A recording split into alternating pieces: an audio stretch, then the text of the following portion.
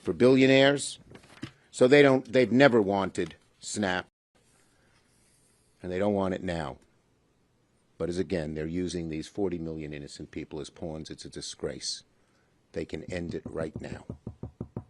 Amy. Thank you. Thank you. Thank you, Leader, and thank you to Senator Lujan for leading a very important bill which would restore... Okay, I'm going to have to vote. I'll be right back. Okay, thanks. Okay, now we're say whatever we want here. So. Yeah, there we are. A very important bill that would restore the SNAP funding, and that bill, like the Hawley bill, as we could pass right now. Senator Lujan's bill that I'm co-sponsoring with him, he's the lead of the Subcommittee on Agriculture, actually includes WIC as well, so I'm partial to it. But the point is that both bills we're supportive of. And so Senator Thune should call these bills up. He should call both of them up immediately, and as Senator Schumer said, they would pass. So that's why this is such a false crisis. Why is it actually a crisis? Because the House isn't here. So if we pass the bill because they're afraid to vote on the Epstein files, it will sit over in the Halloween candy jar of Speaker Johnson, where, by the way, the candy is 10% more expensive because of the Trump tariffs. Secondly, that money, as Senator Schumer has explained, is there. There is $6 billion with a B, dollars that are set aside in a contingency fund for things like this. And one of the things that really bothers me about this is that they clearly knew that this could happen, and they actually had on their website, and I know many of you have seen this, a plan that was not issued under the Biden administration. It was issued under the Trump administration, and we screenshot it, so we have it. No one denied that it was out there. It's now magically disappeared like the East Wing.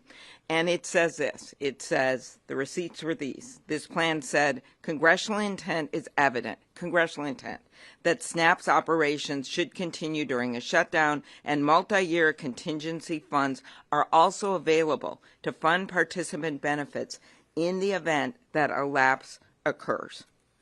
So there it is. We would call that a smoking gun in my old job as a prosecutor. They had it on their own website. They took it down at the administration's direction. So they have the money there, or they can fund it through legislation. So let's just make that clear. Then let's go to the second question. Why are they doing this now? I guess we could ask the same question. Why did Trump pardon George Santos when a lot of people in the Republican side in the House never would have wanted that to happen? Why did he suddenly ask for $230 million from the Justice Department? Why did he say he was going to run a third term and then back down? Steve Bannon put it out there. Why are all these things happening? Dominate the news every single day. Well, they think they can fool the American people. They're seeing their premium increases now. No matter how many things they throw out there, no matter how many families they threaten to starve, the fact is the premium notices November 1st is a date. It's not a December thing. It's not a January thing. It's a now thing. And when you, as we have done in going into a number of red states, Senator Kaine and I did a press call yesterday in Texas, 75% of the people, 75% of the people who are on the Affordable Care Act live in states that Donald Trump won. And they may not be in this building today. They may not be the people that you all talk to when you're walking around the hallways and see what people think about what's happening right now in America. But the people out there, they know their costs are up, they know that chaos is up, they know that corruption is up. And healthcare is the major driver of their costs, but you add in their garden equipment, tools, audio equipment, these numbers are skyrocketing right now because of the Trump tariffs and because of the inability to even come to the table to talk about healthcare with us. He's off flying around, meeting with all these foreign leaders, negotiating with them, doing photo ops, while we're here in this building waiting for him to call up our leaders to go and negotiate on this, the thing that is the number one thing on Americans' minds, and that is their costs and the cost of their health care. So I turn it over to Ben Ray. Thank you, Amy. Thank you so much. Did she say anything I wouldn't like? Anybody? There we go. There we are. Look, you all, I appreciate this room being full. I'm getting a chance to visit with you in the hallways, but also here. I mean, this shows the interest here. I'm going to repeat something Senator Schumer shared, and it goes to Secretary Perdue.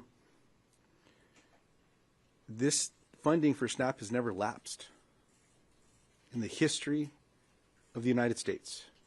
Last shutdown under President Trump, they found a way to use this money. As a matter of fact, the contingency fund this year was already utilized to pay for staff for SNAP. They already tapped it once. And that plan that Senator Klobuchar talked about, here it is. Why would this magically disappear from the website? And why Speaker Johnson lying to the American people saying, oh, the law does not allow for this to happen?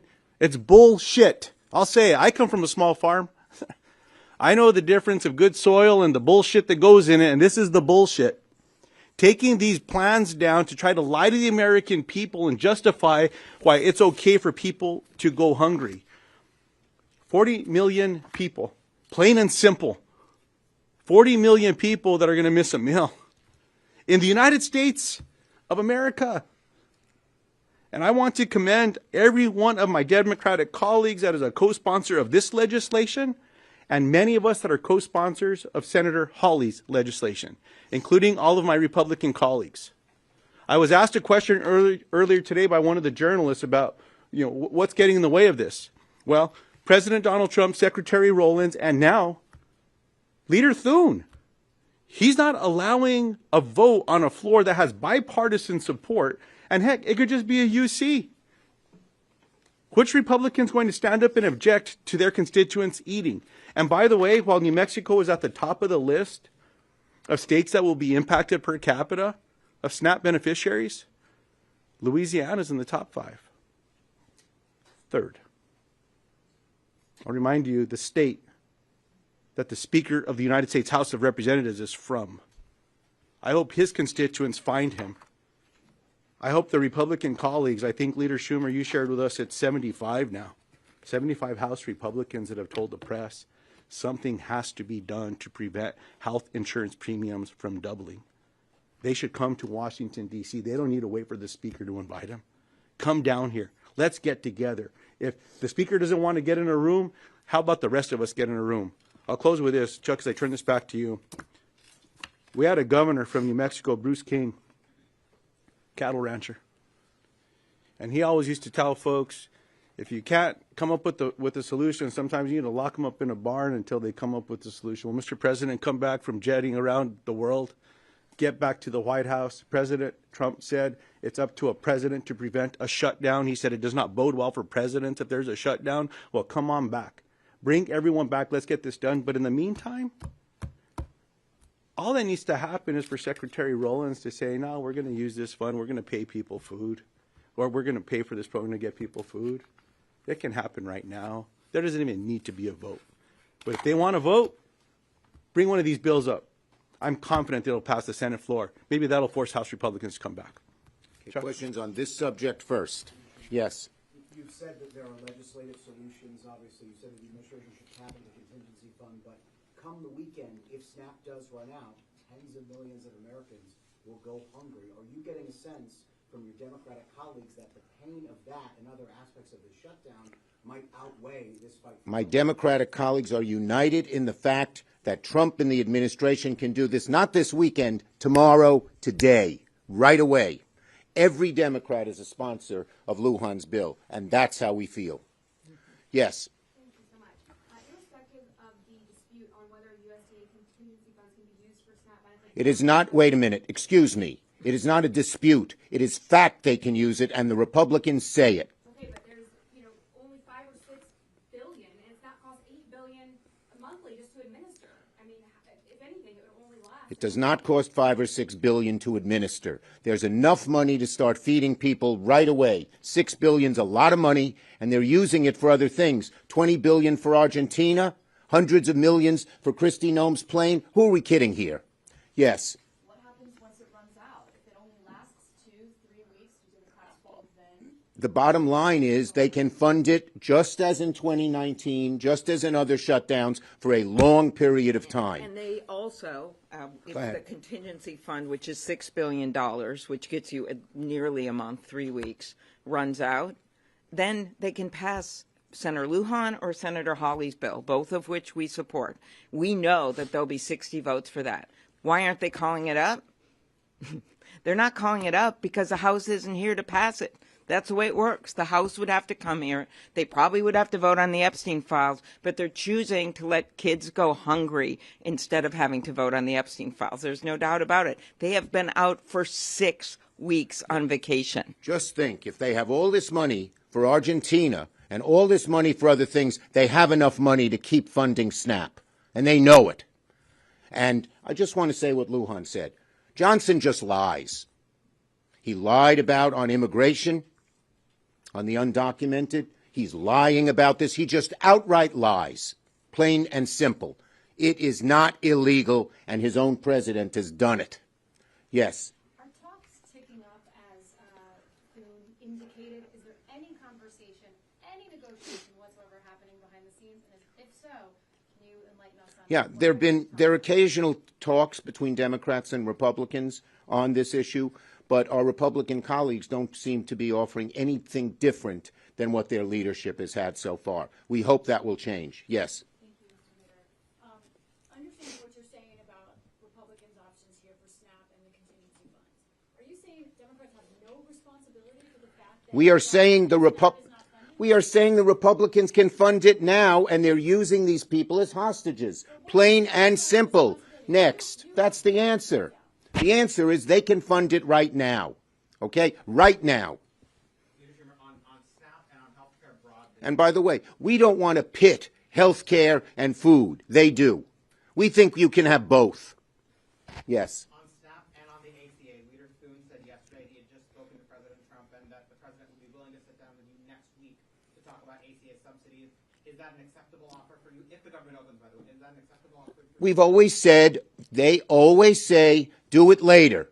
Do it later.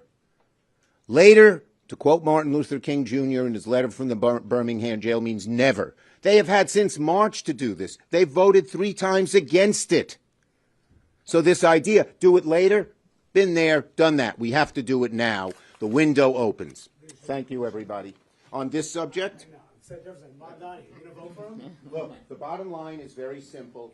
I have a good relationship with him, and we're continuing to talk. The vote is on Tuesday. What are you going to do?